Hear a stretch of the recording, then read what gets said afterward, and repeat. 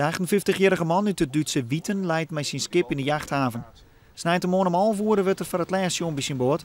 Vroeg mensen die het met het skip naast hem te varen jennen. Pas juist er wordt er alarm slaan. We hebben juster om 6 uur hebben we pas vanuit Hamburg van de partner van deze man hebben een telefoontje gekregen dat de man net thuis kwam en ik net op zijn werk was. Dus toen heb ik gelijk hier naar de haven bellen en de haven had us bellen en wij hebben vervolgens dus hier toen al een onderzoek die juster om 10 uur. We zijn hier ontdreig geweest en ja, helaas had er toen ik nog niks op smitten. De politie denkt dat de man in het water bedaard is en verdronken is. De kajuut van zijn boot stiet iepen en ik al zijn god en zijn auto wienen de nacht. Jood wordt er zacht met sonarapparatuur.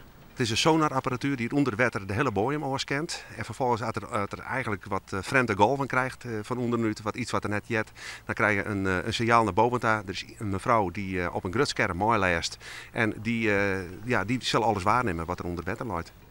Alle ziekenacties halen nooit geen resultaat hoor, maar wordt er verder zacht.